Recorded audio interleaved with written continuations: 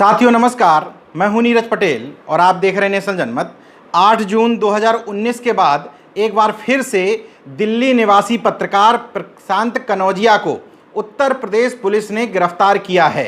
आरोप कमोवेश एक ही जैसा। पहले आरोप ये लगाया था कि प्रशांत कनौजिया ने मुख्यमंत्री योगी आदित्यनाथ के खिलाफ ट्विटर पर अभद्र टिप्पणी की है। इस बार आरोप ये लगा है प्रशांत कनौजिया पर कि उन्होंने राम मंदिर को लेकर के राष्ट्रपति और हिंदू आर्मी के सुशील तिवारी पर अशोभनीय टिप्पणी करते हुए उनके गलत पोस्ट को गलत ढंग से वायरल किया है। बगल में आप तस्वीर देख रहे हैं।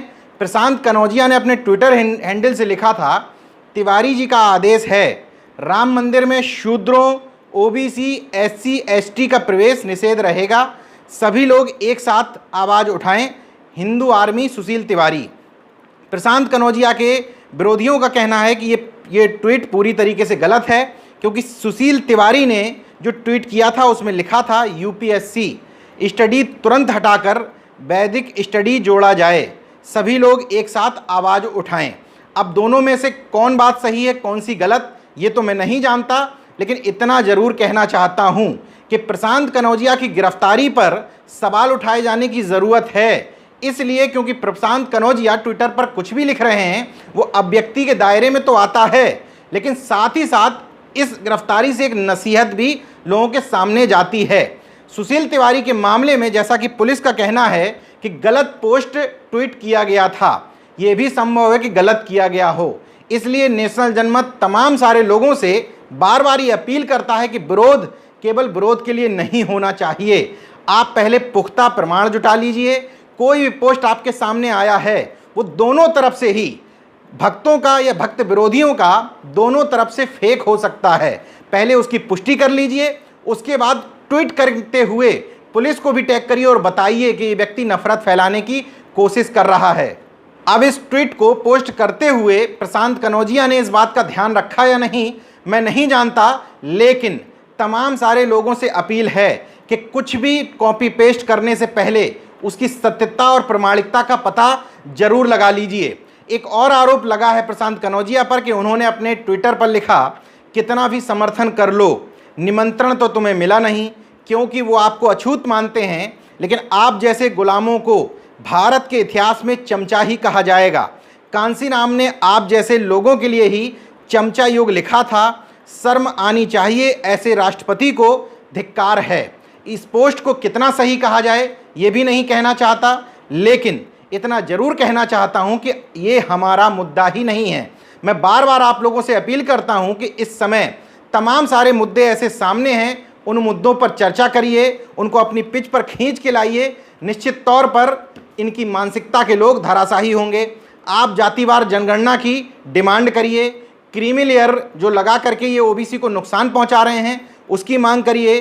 कोरोना के कारण पूरे देश भर में जो स्वास्थ्य व्यवस्था की खस्ताहाल स्थिति बढ़ती चली जा रही है उस पर बात करिए। देश की शिक्षा व्यवस्था की दुर्दशा की बात करिए। सरकारी संस्थानों के निजीकरण की बात करिए। सुप्रीम कोर्ट का भी राजनीतिकरण होने की बात करिए। निजी क्षेत्र में आउटसोर्सिंग हिस्सेदारी की मांग करिए।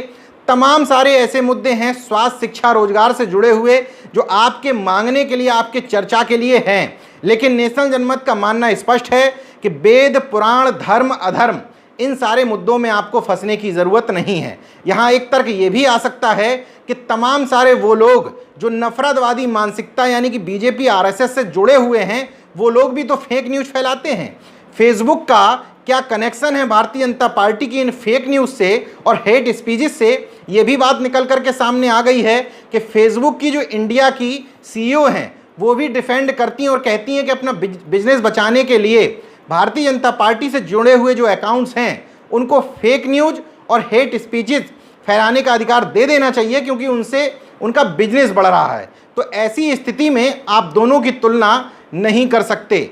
निश्चित तौर पर भारतीय जनता पार्टी, संघ या नफरतवादी अगर कोई इस तरह की बात लिखते हैं तो चूंकि सरकारें उन्हीं की मानसिकता की है केंद्र में या उत्तर प्रदेश में, तो स्वाभाविक तौर पर उनके खिलाफ जल्दी कार्रवाई नहीं होगी। लेकिन आपको तो बच के इसलिए रहना है क्योंकि समाज में लिखने पढ़ने वाले लोग, लोगों के बीच में जानकारी पहुंचाने वाले लोग, उनको उनका मुद्दा और एजेंडा बचाने वाले लोगों की कमी है।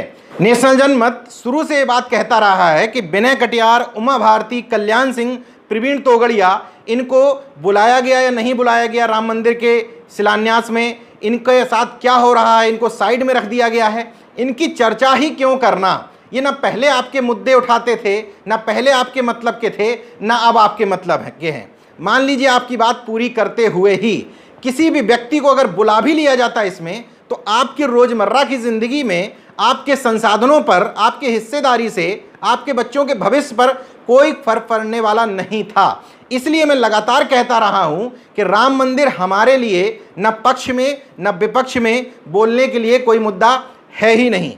आप समझिए कि इससे पहले जब इनकी गिरफ्तारी की गई थी, उस समय सुप्रीम कोर्ट में जस्टिस इंदिरा बनर्जी और अजय रस्तोगी ने स्पष्ट तौर पर कहा था कि इस तरह के ट्वीट नहीं करने चाहिए, लेकिन फिर भी एक आम इंसान को अभिव्यक्ति की आज़ादी है, इसलिए ऐसे शख्स को केवल ट्वीट करने के कारण जेल में नहीं डाला जा सकता और अविलंब रिहाई के आदेश सुप्रीम कोर्ट ने दिए थे। लेकिन इस बार मौका मिला तो दिनेश कुमार शुक्ला जी को तकलीफ हो गई। पूरे उत्तर प्रदेश में लॉ एंड ऑर्डर की स्थिति क्या है, यह आप लोगों के सामने है। इसका मतलब कि पुलिस और योगी सरकार रेप और अन्य कानून व्यवस्था में हत्याएं रोकने में नाकामयाब हैं, लेकिन इसके बाद भी सब इंस्पेक्टर दिनेश कुमार शुक्ला ये पोस्ट देख लेते हैं।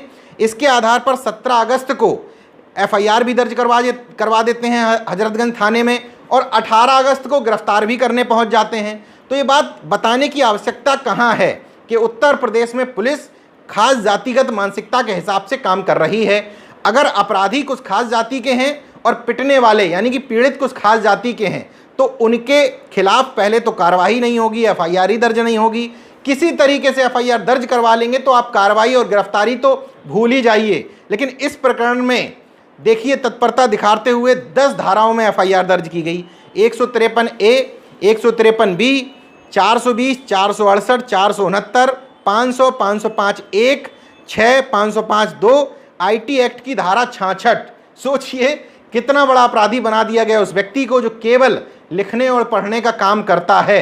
उस व्यक्ति के लिखने और पढ़ने की वजह से अभी तक देश में न कहीं हिंसा भड़की है न कहीं विद्वेष भड़का है, लेकिन वो लोगों की आंखों में इसलिए खटक रहा है कि अगर इस तरह से लिखने पढ़ने वाले लोग आगे बढ़ते जाएंगे तो नफरतवादियों का असली चेहरा लोगों के सामने आ जाएगा। इस पूरे प्रकरण में चंद्रशेखर आज़ाद ने ट्वीट करते हुए लिखा है, बहुजन पत्रकार कनौजिया की गिरफ्तारी उत्तर प्रदेश सरकार के तानाशाही रवैये का प्रमाण है। अब लोगों के लिखने पढ़ने और आवाज़ उठाने से सरकार को तकलीफ होने लगी है। हम लगातार आपातकाल के दौर से घिरते जा रहे हैं। तत्काल प्रशांत कनौजिया की रिहाई सुनिश्चित कराई जाए। एक तरफ तो उनके समर्थन में आवाज़ें उठ रही हैं, तमाम सारे लोगों ने ट्वीट भी किया है, उनके समर्थन में पोस्ट भी लिखी है। दूसरी तरफ नफरतवादियों को तो एजेंडा मिल गया है। उसी तरीके से एक भक्त टाइप के सुप्रीम कोर्ट के एडवोकेट हैं प्रशांत पटेल उमराव, वो ट्वीट करते हुए लिख रहे हैं, देखिए नफरत की मानसिकता कितनी इनके अंदर घर कर गई है कि ये एक पत्रकार की अभिव्यक्ति और अपराधियों में अंतर ही नहीं कर पा रहे हैं, जिसने 8 पुलिस वालों की जान ले ली थी। लिखता है प्रशांत पटेल उन्नाव अपने ट्विटर पर, प्रशांत कनौजिया को उत्तर प्रदेश पुलिस महिंद्रा TUV गाड़ी से ले जा रही है। नीचे लिखता है हैशटैग सबके डैश मोदी। बीच में वो क्या लिखना चाह रहा है ये आप भी समझ सकते हैं। महिंद्रा TUV से क्यों जोड़ा गया इस घटना को? इसलिए क्योंकि महिंद्रा TUV से ही अपराधी, दुर्दांत अपराधी विकास दुबे को लेके आ रही थी उत्तर प्रदेश पुलिस मध्य प्रदेश से, इसलिए उस TUV का जिक्र किया गया। नवल किशोर नाम का शख्स लिखता है, ऐसी कुटाई करें कि ये दोगलपंथी जानवर फिर कभी देश विरोध न कर पाए। आदित्य तिवारी लिखता है, if there is no TUV 300 available I am ready to volunteer my Honda City. प्रदेश अवर ट्विटर को मुक्त करो इस गंद से। अनूप प्रताप सिंह लिखते हैं, इसकी गाड़ी पलटे तब तो बात बने। सोचिए कि इन लोगों के अंदर कितना जहर, कितनी नफरत भरी हुई है। निश्चित तौर पर प्रशांत कनौजिया ने वो ट्वीट किया, उनको देखना चाहिए था। मैं स्पष्ट तौर पर मानता हूं कि विरोध के लिए ही गलत ट्वीट नहीं होना चाहिए, खास तौर से ऐसे समय में जब सरकार आपकी हर गतिविधि पर नजर रख रही हो। ऐसे समय में निश्चित तौर पर सावधानी बरती जानी चाहिए। जरूरत ही क्या है, लोगों को स्पष्ट तौर पर सामने आकर के सोशल मीडिया पर धर्म अधर्म की बातें की जाएं। देश भर में तमाम सारी गड़बड़ियां हो रही हैं। प्रोफेसर की नियुक्ति से लेकर के यूपीएससी तक गड़बड़ी के घोटाले पहुंच गए हैं, उनको उजागर करिए, उनका खुलासा करिए। निश्चित तौर पर अगर गड़बड़ियों की बात होगी, भ्रष्टाचार की बात होगी, तो सरकार को बैकफुट पर आना पड़ेगा और आपको समर्थन भी मिलेगा। लेकिन इस तरह के मुद्दों पर अगर लिखेंगे तो निश्चित तौर पर नुकसान होगा। मैं ये नहीं कह रहा कि लोगों को प्रशांत कनौजिया की अभिव्यक्ति की आज़ादी के समर्थन में नहीं आना चाहिए, लेकिन तमाम सारे लोग जिनके पास एक भी व्यक्ति बचाने को नहीं है, एक भी व्यक्ति जिसके समर्थन में लिखने को नहीं है, वो कम से कम अगर इस लड़ाई को लड़ना चाहता है तो बहुत खामोशी के साथ, जिस तरीके से आरएसएस अपने संगठन की लड़ाई अंदर अंदर लड़ती है, उसी तरीके से आपको खामोशी के साथ अंदर अंदर लड़ना पड़ेगा। बाकी तमाम सारे मुद्दों को आप लोगों तक पहुंचाने के लिए, पिछड़े दलित वर्ग के उत्पीड़न को पहुंचाने के लिए, नौकरियों में गड़बड़ियां पहुंचाने के लिए हम जैसे तमाम सारे लोग, संख्या में कम ही सही लेकिन कुछ तो हो गए हैं, जो आप लोगों तक समय समय पर बात पहुंचाते रहते हैं। कुल मिलाकर के अपनी बारी का इंतजार किए हुए बिना, इसलिए क्योंकि इससे पहले तमाम सारे प्रोफेसर्स गिरफ्तार कर लिए गए, प्रशांत भूषण जैसे चर्चित अधिवक्ता के ऊपर अवमानना का मामला लाद दिया गया। जब देख रहे हैं कि स्थितियां क्या हैं, संवैधानिक दायरे की आप बात भले ही करते रहें, लेकिन हकीकत है कि लोकतंत्र से ये देश तानाशाही की तरफ बढ़ रहा है, ये कहने में कोई गुरेज नहीं है। आम आदमी पार्टी के राज्यसभा सांसद संजय सिंह बयान देते हैं, अगले दिन आम आदमी पार्टी के ऑफिस में ताला लटका दिया जाता है। उनके खिलाफ हजरतगंज थाने से लेकर के प्रदेश के कई हिस्सों में एफआईआर दर्ज हो जाती है। ऐसी स्थिति में काम भी करना है, लोगों को जागरूक भी करना है। मैं ये नहीं कहता कि शांत होकर के घर बैठ जाना है, लेकिन सही तथ्यों पर, सही बिंदुओं पर विरोध दर्ज कराना है। देखते रहिए नेशनल जनमत, जागरूक और सजग बने रहिए। जय विज्ञान, जय संविधान, जय लोकतंत्र। धन्यवाद। तो अगर आपने मेरा YouTube चैनल सब्सक्राइब नहीं किया तो प्लीज़ सब्सक्राइब कर लें और उस बेल आइकन पर जरूर क्लिक करें, जिससे जो मेरे न्यू वीडियो है